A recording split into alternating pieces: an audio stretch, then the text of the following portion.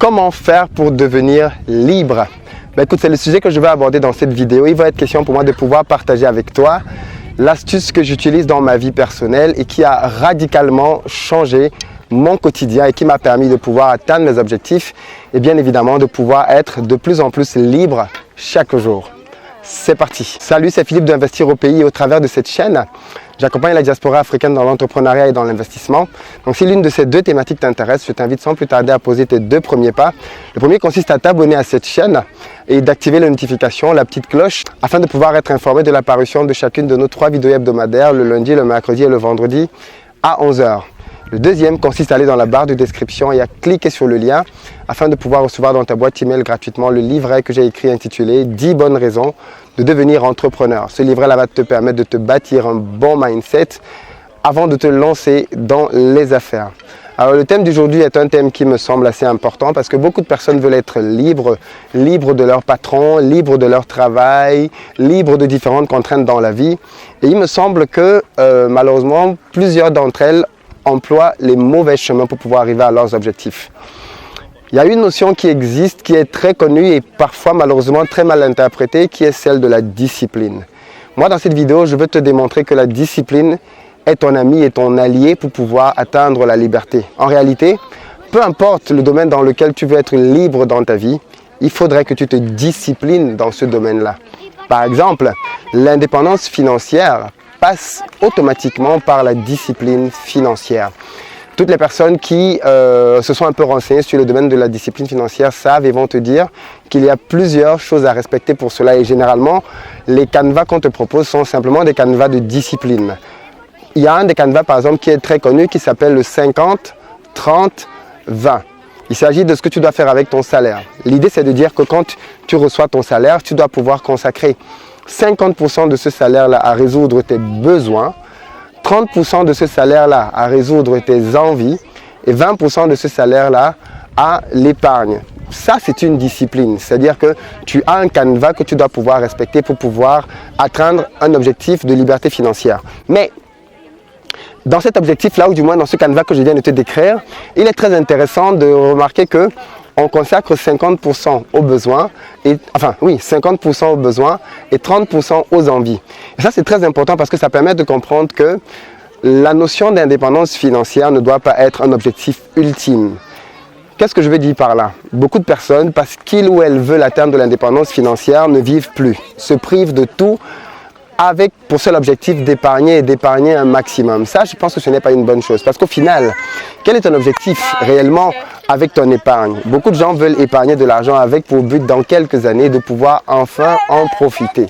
Alors là-dedans, moi je pense qu'il y a quand même un bémol à faire. C'est-à-dire que je pense que tu ne dois pas te priver de vivre aujourd'hui en te disant que tu vas vivre demain. Déjà parce que tu n'es pas sûr que tu seras là demain. Mais aussi parce que finalement, ce qui est intéressant avec le cheminement, c'est que ce qui est intéressant, ce n'est pas l'arrivée, c'est le chemin en lui-même. C'est-à-dire que tu vas finalement apprendre énormément en profitant de ton parcours lui-même et pas simplement de ton arrivée. Là, par exemple, aujourd'hui, avec des amis, on vient de faire une très belle randonnée sur une grande montagne qui s'appelle la Rune. Et là, on est autour de Biarritz, pour ceux qui connaissent un peu le coin. Et cette montagne est très connue dans ce secteur-là. Et quand on a commencé le parcours ce matin, on était très enthousiaste, on montait, on allait un peu vite. Et c'est drôle parce qu'à plusieurs reprises, on a eu le sentiment qu'on était proche du sommet alors qu'en fait on n'y était toujours pas. Au bout d'un moment, tu te rends compte que si tu attends d'arriver au sommet de la colline pour savourer, en fait tu es en train de simplement perdre ton temps pendant le chemin. Il faut pouvoir savourer le parcours en lui-même. Et du coup, à ce moment-là, tu commences à te rendre compte qu'autour de toi, il y a quand même pas mal de choses exceptionnelles à regarder. Tu as un beau paysage, à des endroits on a rencontré des chevaux, à d'autres on a rencontré des vaches, à d'autres on a rencontré des cours d'eau. Et puis surtout sur le trajet, on a rencontré pas mal de personnes avec qui on a discuté de temps en temps. On a même fait des pauses avec elles. Et c'est tout ça qui a rendu le chemin exceptionnel et qui a rendu l'aventure belle.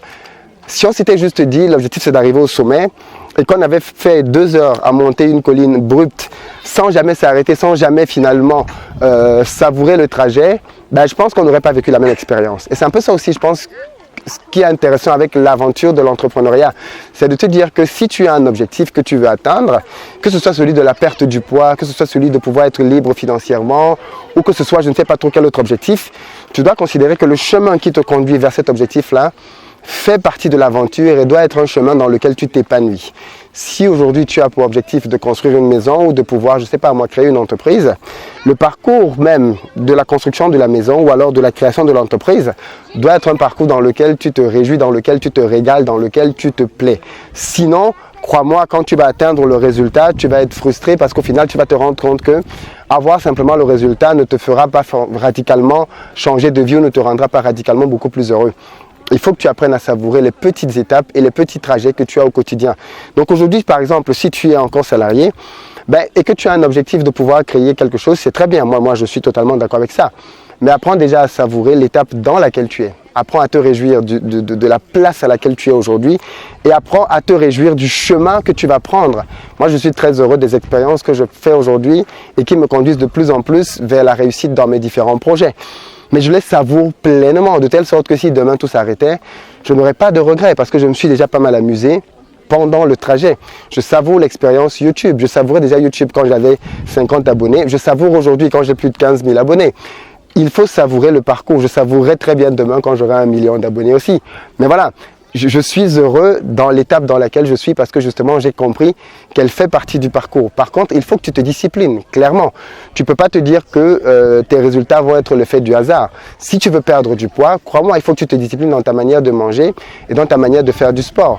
Mais il va être super important que la manière de manger que tu vas adopter soit une manière qui te plaise, que la manière de faire du sport que tu vas adopter soit une manière qui te plaise. Moi, j'aime beaucoup ces deux éléments-là, faire du sport et manger.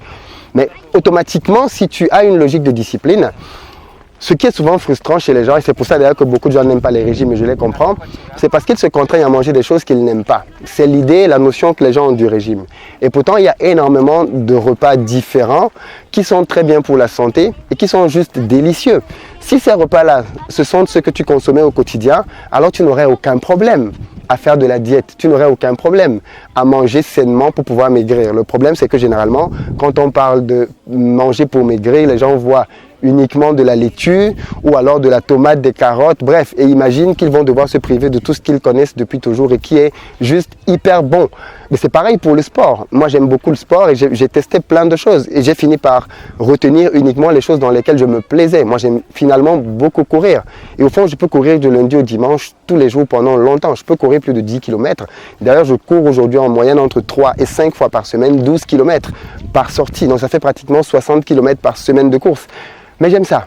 Tu vois, j'aime courir. Donc du coup, ça ne me gêne pas de courir le matin et de courir même le soir encore. Parce que moi, j'ai trouvé une activité dans laquelle je suis super à l'aise. Peut-être que toi, c'est pas la course. Peut-être que toi, c'est une autre activité. Mais il faut que tu testes différentes choses et que tu en trouves une dans laquelle tu vas te plaire et que dans cette activité-là, donc, tu te disciplines. Et du coup, tu auras le sentiment de finalement profiter en ayant les résultats que tu espérais obtenir. Donc voilà à peu près les notions que je voulais partager avec toi dans cette vidéo. Il faut que tu considères sérieusement la discipline. Est-ce que tu te disciplines? Quelle est ta discipline financière? Et dans cette notion de discipline, est-ce qu'il y a la notion de plaisir? Est-ce que tu savoures ta vie aujourd'hui à l'état où tu es? Si tu es frustré dans ta vie aujourd'hui, alors il faudrait que tu changes des choses. En allant bien évidemment toujours dans le sens d'atteindre un objectif. Toujours, il faut que tu aies un objectif en ligne de mire, mais que tu traces le chemin qui va t'y conduire, que ce soit un chemin dans lequel tu vas te réjouir et pas juste un chemin de frustration, de privatisation, non, de privation, pas de privatisation, et qui bien évidemment au final va faire de toi quelqu'un d'aigri. Moi j'ai une question pour toi au terme de cette vidéo. Aujourd'hui, est-ce que tu es heureux de l'état dans lequel tu es? Dis-moi dans les commentaires, est-ce que tu es satisfait de la vie que tu mènes aujourd'hui?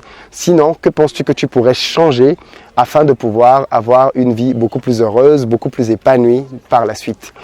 Merci beaucoup d'avoir suivi cette vidéo. Comme d'habitude, si elle t'a plu, partage, like et laisse des commentaires. Et d'ailleurs, même si elle ne t'a pas plu, hein, comme je dis depuis quelques temps, partage-la quand même parce qu'elle va peut-être plaire à d'autres personnes autour de toi. À très bientôt sur la chaîne.